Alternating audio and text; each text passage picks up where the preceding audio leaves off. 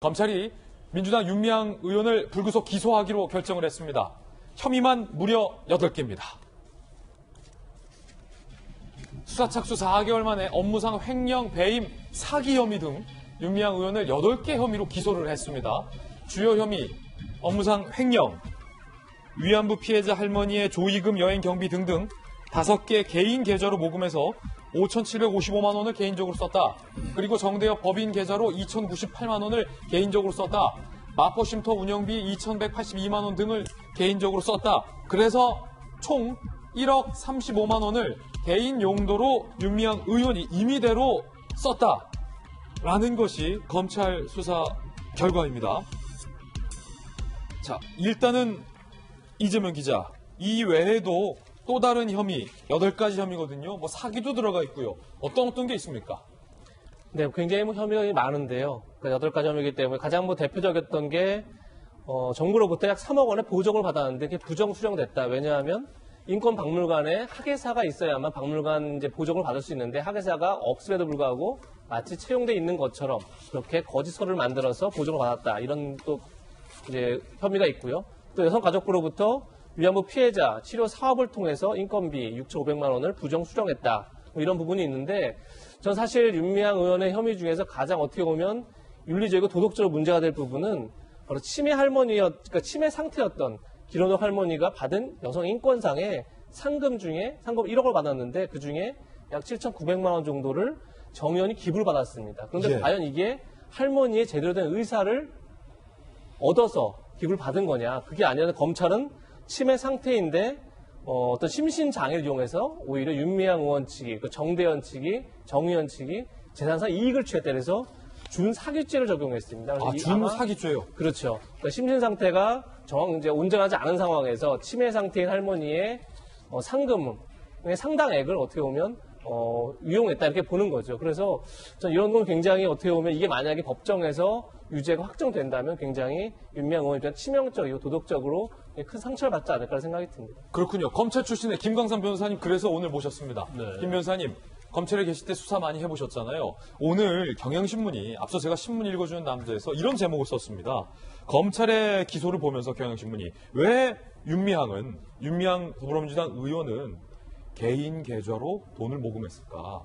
라는 질문을 했고 어제 검찰은 오늘 경향신문 질문에 대한 답변인지는 모르겠습니다만 1억 원이 넘는 돈을 개인이 사적으로 썼다라고 수사 결과를 발표했어요. 물론 재판에서 CCTV 가려 봐야겠지만 어떻게 보십니까?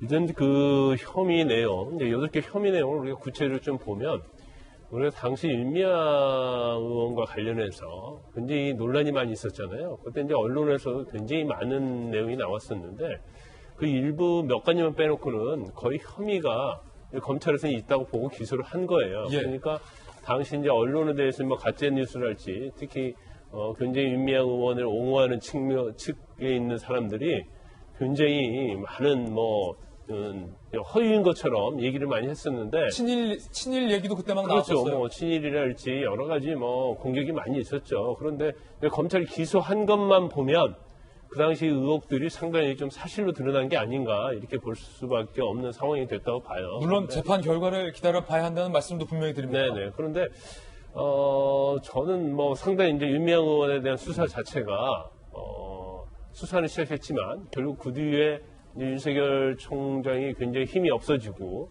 여러 가지 상황을 보면 용두사미가 되지 않을까라는 생각을 했었는데 검찰이 그래도 제가 볼 때는 상당히 공정하게 수사를 한 것이 아닌가 저는 이제 그런 평가를 좀 내리고 싶어요. 그래서 물론 이제 이 내용을 보면 약간 검찰에 대해서 왜 불구속 기소를 했지 그거에 대한 좀 의구심도 있습니다. 왜냐하면 이 정도 사안이면 영장을 청구하는 게 맞습니다. 이 정도 사안이면 구속이라는 거예요? 그렇죠. 그런데 윤미향 의원 자체가 물론 이전에 한 30년 동안 위안부 할머니를 위해서 일해온 그런 공적이랄지 그렇지 않으면 이 과정에 있어서 어떤 행동들에 대해서 참작할 사유가 있던지 아니면 현재 국회의원이잖아요. 그래서 국회의원은 이제 불체포 특권을 가지고 있기 때문에 그런 걸 고려했는지 어쨌든 간에 일반적인 구속영장 기준에 의하면 약간 특혜다 이렇게 볼 수는 있어요. 물론 이제 법정에서 무죄를 아주 다투겠지만 결과는 어떻게 될지는 모르겠지만 혐의 자체를 보면 굉장히 중요한 혐의다 이렇게 말할 수 있습니다. 그렇군요. 그런가 하면 윤미향 의원에 대해서 검찰이 무혐의 처분한 것도 있습니다. 어떤 것들을 무혐의라고 판단했을지 함께 보시죠. 딸의 유학자금 의혹 관련해서 검찰은 불기소 판단을 했고요. 아파트 자금 의혹과 관련돼서도 개인 돈으로 산 건 아니냐라는 것과 관련해서 단체 자금이 아파트 구매에 사용됐다고 볼 증거가 없다며 검찰에서는 기소하지 않기로 결정을 했다라는 것도 함께 살펴드릴 필요가 있을 것 같습니다. 그런데 당사자는 어떤 반응을 보였을까요? 윤미향 의원은 그때 당시에 기자회견을 하면서 진땀을 빼면서 억울하다는 해명을 한 바 있습니다. 어제 검찰은 8개 혐의에 대해서 사기 등 기소를 했는데 윤미향 의원의 입장도 함께 살펴보시죠. 성실히 수사 임했고 충분히 해명했는데 기소 강행한 것에 깊은 유감을 표명했습니다. 검찰이 위안부 피해자 할머니를 또 욕보였다라고 주장했고요. 모금액을 사적으로 쓴 건 없다라고 주장했습니다. 재판에서 결백을 증명하겠다라고 밝혔고 국회의원으로서 역할 충실하고 국난 극복 위해 최선을 다하겠다. 의원직을 유지하겠다는 뜻을 밝혔습니다.